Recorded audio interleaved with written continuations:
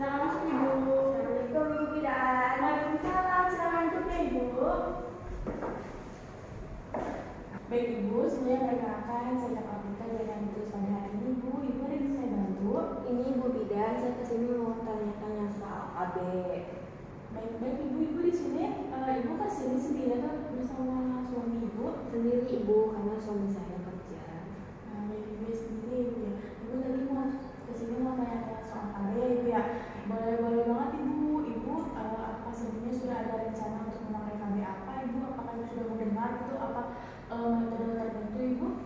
Saya kan belum pernah pakai KB ya Bu. Nah saya tuh pengen pakai KB tapi yang alami dulu kan. Dan juga saya pernah dengar katanya ada metode menyusui yang bisa dijadikan sebagai metode KB. Benar Ibu, itu namanya metode amenorelakasi atau disebutnya MEL Ibu. Nah Ibu pernah dengar sebelumnya? Iya Ibu sudah pernah dengar, tapi saya belum mengerti cara pemakaiannya seperti apa dan sampai kapan bisa dipakainya. Nah baik Ibu, kadang orang aja menyangka kalau misalkan menyusui aja bisa menjadi KB. Padahal itu ada syaratnya Ibu, nanti saya akan jelaskan. Nah saya jelaskan ya Ibu ya, jadi metode MEL ini adalah merupakan KB alami yang bersifat sementara selama 6 bulan pertama anak lahir. Nah metode MEL ini proses menyusui yang menghalangi pelepasan hormon yang menstimulasi ovulasi. Jadi semakin sering ibu menyusui, semakin kecil kemungkinan untuk berovulasi. Jadi kalau misalkan ibu berhubungan intim itu tidak akan terjadi kehamilan ibu. Nah, ada pun 3 syaratnya nih Bu.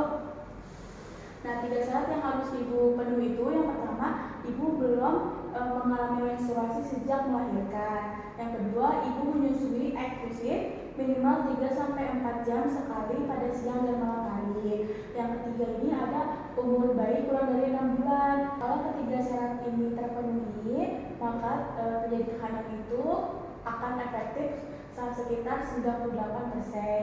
Nah, Ibu ada pun kelebihannya. Kelebihannya itu KB ini alami, tidak ada alat apapun dan tidak ada efek samping hormonal ya Ibu ya. Nah, Ibu ada pun keterbatasan dari KB ini. Nah, yang pertama ini perlu persiapan sejak pertama perawatan kehamilan agar segera menyusui dalam 30 menit pasca persalinan. Nah, terus juga efektivitasnya tinggi hanya sampai kembalinya haid atau sampai dengan bayinya umur 6 bulan. Jadi tanpa 6 bulan ini tanpa tambahan susu formula atau empasi ya Ibu. Dan ini juga tidak melindungi terhadap IMS termasuk virus hepatitis B atau HIV ya Ibu ya. Nah gitu Bu. Oh begitu Ibu, saya sedikit paham. Ya kayaknya Ibu ini menjalankan kehamilannya sampai apa ya Ibu? Kalau bisa sih 2-3 tahun ya Ibu. Nah baik Ibu, jadi kita bisa memulai PKB terlebih dahulu. Nanti kita persiapkan metode lainnya agar tetap aman ya Ibu. Ibu, apakah saya boleh tanya sedikit tentang Ibu? Boleh Ibu. Ibu dengan Ibu siapa? Ibu Bulan. Ibu Bulan dan Ibu Bulan ini udah berapa tahun ya? 26 tahun Ibu. 26 tahun. Ini apakah Ibu anak pertama? Betul Ibu, ini anak pertama. Yang pertama Ibu ya, Ibu nih lahiran secara normal atau ST ya Bu? Alhamdulillah normal Ibu. Alhamdulillah normal ya Ibu ya. Ibu ini sudah melahirkan yang keberapa bulan Ibu? Yang kedua bulan Ibu. 2 bulan. Nah, Ibu setelah melahirkan apakah sudah haid kembali? Belum Ibu. Belum Ibu. Ibu ini menyusui secara ASI eksklusif. Betul. Yang mana? ASI eksklusif. Ibu apakah ada riwayat penyakit seperti hipertensi, diare atau penyakit penyakit suhu? Tidak ada Ibu. Alhamdulillah Ibu ya tidak ada. Ibu apakah Ibu pernah berKB nggak sebelumnya Ibu? Belum pernah Ibu, ini yang pertama kali. Ini yang pertama ya Ibu. Baik Ibu, tadi kan sudah saya data juga. Nah, saat ini kondisi Ibu memenuhi syarat dan Ibu bisa memakai KB MEL ini ya Ibu. Tapi perlu diingat juga Ibu. Jadi metode ini hanya efektif selama 6 bulan pertama.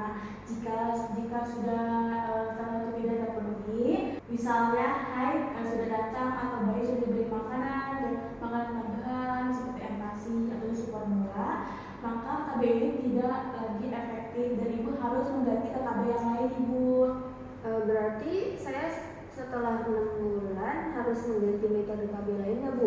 Iya betul ibu, nanti saya sarankan untuk mulai menggunakan metode KB yang lainnya sesuai dengan kondisi ibu, seperti pil menyusui, suntik 3 bulan atau implan. Tapi kita sesuaikan lagi dengan kondisi ibu dan kenyamanan ibu ya. Baik ibu, kalau memang seperti itu prosedurnya. Nah jadi ibu perlu diingat nih ya ibu, jika ibu mulai haid, bayi diberi tambahan makanan dan bayi sudah lebih dari 6 bulan, maka memang tidak lagi efektif ya ibu. Baik ibu. Dan di sana kan pemeriksaan. Baik ibu, ada yang mau ditanyakan? Ibu, kalau cara kerjanya itu seperti apa ya? Nah baik ibu, di sini ada cara kerjanya ibu ya. Jadi cara kerja mal ini itu ketika ibu menyusui secara eksklusif atau secara on demand, itu tubuh ibu akan menghasilkan hormon yang namanya prolaktin ibu. Nah hormon ini akan menekan kerja induk telur sehingga tidak ada sel telur yang dilepaskan. Kalau tidak ada sel telur berarti ibu tidak akan terjadi kehamilan meskipun ibu berhubungan intim. Begitu ibu ada pertanyaan lagi? Baik ibu, nah nanti sekitar usia bayi 5 bulan ibu bisa kontrol presiden lagi ya. Kita siapkan metode lanjutan supaya ibu perlindungan tetap optimal. Baik ibu, nanti ketika bayi saya sudah berusia 5 bulan, saya akan datang kembali kemari. Nah kalau ibu mengalami haid lebih cepat atau menyusui mau tidak eksklusif atau bingung metode apa yang untuk nanti, silakan langsung datang ke sini kapan saja ya ibu. Baik ibu, terima kasih sebelumnya atas penjelasannya. Sekarang saya sudah cukup paham mengenai KB mal ini ibu.